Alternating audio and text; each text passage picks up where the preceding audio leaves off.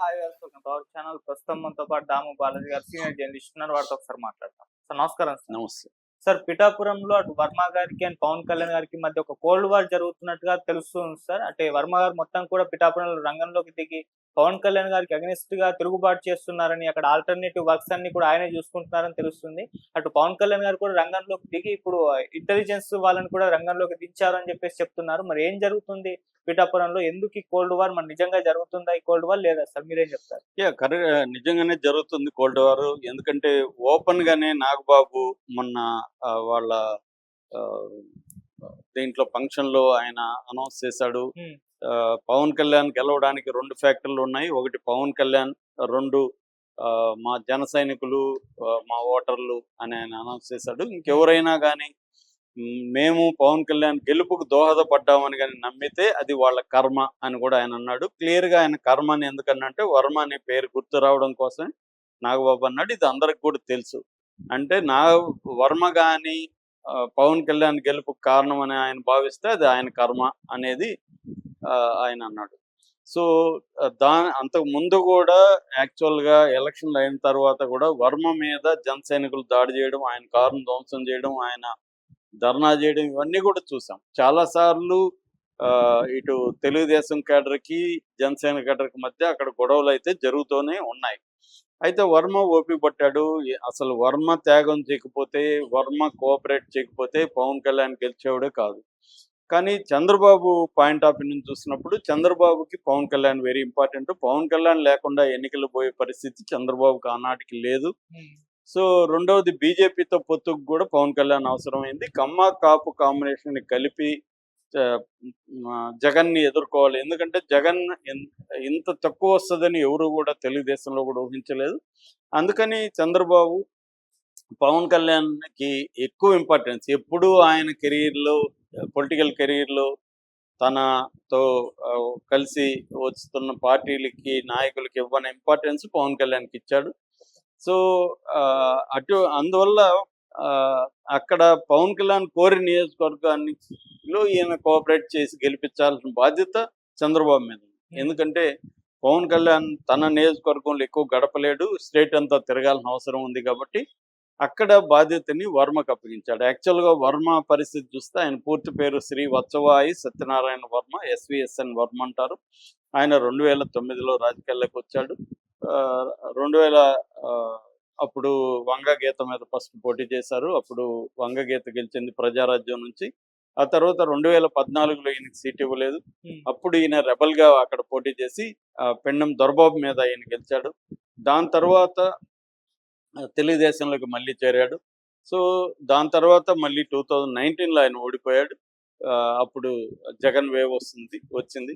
అయినప్పటికీ కూడా ఆయన ప్రజల్లో నిరంతరం ఉండడం, కరోనా టైంలో కూడా ప్రజలకి కావాల్సిన వస్తు సేవల్ని ఆయన అందించడం, ప్రాణాలకి భయపడకుండా ఇవన్నీ చేయగలిగాడు కాబట్టి అక్కడ వర్మకైతే పిఠాపురంలో మంచి పేరుంది. ప్రజల్లో ఉంటాడు, ప్రజల సమస్యలకి స్పందిస్తాడు ఇమ్మీడియట్‌గా అన్న ఇది ఉంది.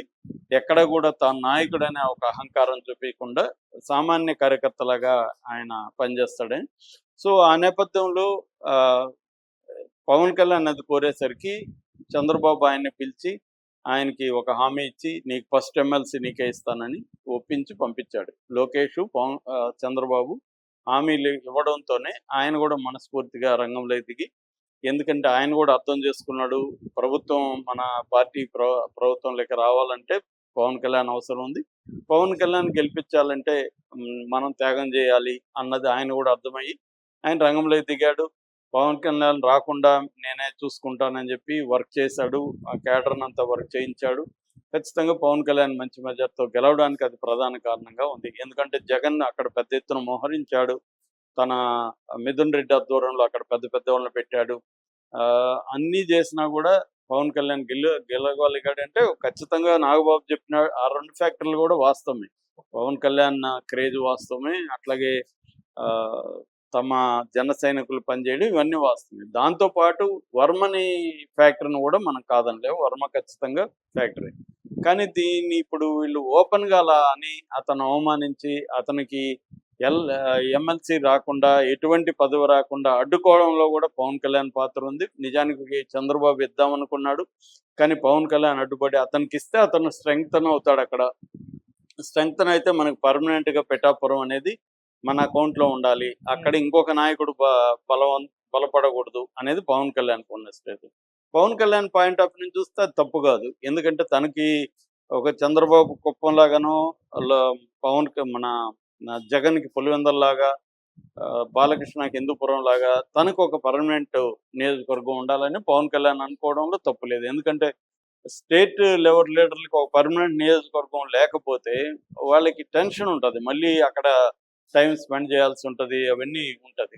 అందుకని ఒక పర్మనెంట్గా నియోజకవర్గం పెట్టుకుంటే వాళ్ళు సేఫ్గా ఉంటుంది, వాళ్ళు మిగతా స్టేట్ వైడ్గా కాన్సన్ట్రేట్ చేయగలుగుతారు. అది పవన్ కళ్యాణ్ అలా ప్లాన్ చేసుకోవడంలో తప్పు లేదు. కాకపోతే ఇక్కడ ప్రాబ్లం అంతా ఏంటంటే ఆయనకి ఏదో పదవి ఇచ్చి ఆయన కూడా గౌరవించి ఆయన కూడా తీసుకొని ఉంటే బాగుండేది, కానీ తొక్కేయాలని అయితే పవన్ కళ్యాణ్ నిర్ణయించుకున్నట్టుగా అర్థమవుతుంది మనకి. సో దాంతో ఈ స్టేట్మెంట్లు అయిన తర్వాత వర్మ కూడా ఒక సోషల్ మీడియాలో యాక్టివ్ అయ్యాడు. మళ్ళీ ప్రజలే నా బలం, ఒక కార్యకర్తే అధినేత అని ఒక పోస్ట్ పెట్టాడు, ఇది నాగబాబు విమర్శించిన తర్వాత.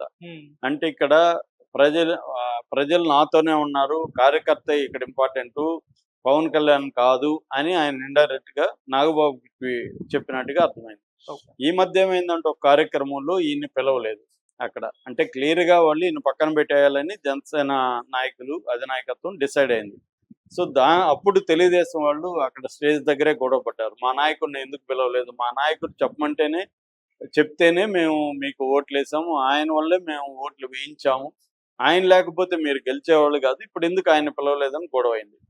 ఈ నేపథ్యంలో వర్మ స్ట్రాటజీ మార్చాడు. అతను ఏం చేస్తున్నాడు అంటే, ఎట్లాగో మనకు లోకేష్ చంద్రబాబు పదవి ఇవ్వలేదు, దీనికి ఇవ్వకపోవడానికి పవన్ కళ్యాణ్ కారణం, కానీ మనం దీన్ని ఉపయోగించుకొని మన పట్ల ఒక సింపతి ఉంది కాబట్టి ప్రజల్లో ఉండడం ద్వారా ప్రజల్లో మనం పట్టు కోల్పోకుండా ఉంటే, ప్రజల్లో పట్టుని పవన్ కళ్యాణ్ ఇంకొకరు దాన్ని వేరు చేయలేరు కదా అన్న దృక్పథంతో ఆయన ప్రజల్లో తిరగడం, ఎవ్రీ వెన్స్డే ఆయన యాత్రలు ప్లాన్ చేస్తున్నాడు. దాంతోపాటు నిరంతరం కూడా ప్రజలకి ఒక పాదయాత్ర లాంటిది కూడా ప్లాన్ చేస్తున్నాడు చెప్తున్నారు. అంటే ప్రజా సమస్యల్ని ఒక నియోజకవర్గ ఎమ్మెల్యే లాగా, ఎందుకంటే పవన్ కళ్యాణ్ ఎలాగో అక్కడ రెగ్యులర్గా రాలేడు కాబట్టి ఆ వ్యాక్యూమ్ అయితే ఉంది, దీన్ని ఉపయోగించుకొని తను ప్రజల దగ్గరికి వెళ్ళి వాళ్ళ సమస్యలను పరిష్కరించడానికి ట్రై చేద్దాం అనేది ఈయన చేస్తున్నాడు. దీన్ని అడ్డుకోవడానికి పవన్ కళ్యాణ్ కొన్ని వ్యూహాలని పండుతున్నట్టుగా అర్థమవుతుంది. అందులో ఒకటి, ఆల్రెడీ పెన్నెం దొరబాబుని చేర్పించుకున్నాడు జనసేనలో. ఇప్పుడు వంగా గీత కూడా వైసీపీ క్యాండిడేట్, ఆమెను కూడా జనసేనలో చేర్పించుకోవడానికి ట్రై చేస్తున్నట్టుగా చెప్తున్నారు. ఎందుకంటే ఆమె ఒకప్పుడు ప్రజారాజ్యంలో ఉంది కాబట్టి, ఎమ్మెల్యేగా గెలిచింది కాబట్టి, ఇప్పుడు మళ్ళీ ఆమెను తమ పార్టీలోకి చేర్చుకోవడం ద్వారా కాపు ఓటు బ్యాంక్ని కంప్లీట్గా కన్సాలిడేట్ చేసుకోవాలి. అంటే వైసీపీకి కొంత కాపు ఓట్ బ్యాంక్ ఉంది, ఆ కాపు ఓట్ బ్యాంక్ అక్కడ 90,000 పైన ఉంది. ఆ కాపు ఓట్ బ్యాంక్ని కంప్లీట్గా కన్సాలిడేట్ చేసుకోవడానికి కాపు నాయకులంతా కూడా పార్టీలో చేర్చుకోవడం. వర్మేమో క్షత్రియ కమ్యూనిటీ కాబట్టి ఆయన కమ్యూనిటీ ఓట్లు అక్కడ ఎక్కువ లేవు, కాపు, బీసీ, మత్స్యకార ఈ ఓట్లే ఎక్కువ ఉంటాయి. సో అది ఒక వ్యూహం అయితే, రెండో వ్యూహం ఏంటంటే యంత్రాంగాన్ని ఉపయోగించుకొని కంప్లీట్గా ఆ నియోజకవర్గంలో యంత్రాంగం తన కంట్రోల్లో ఉండేట్టుగా పవన్ కళ్యాణ్ చూస్తున్నాడు. ఇప్పుడు లేటెస్ట్గా ఒక వార్త వైరల్ అవుతుంది, ఆ పిఠాపురం నియోజకవర్గం పరిధిలో 4 పోలీస్ స్టేషన్లు ఉంటే 4 పోలీస్ స్టేషన్లో ఏం జరుగుతుంది, ఏ కేసులు ఉన్నాయి, ఎవరి మీద ఏమేమి కేసులు పెట్టారు,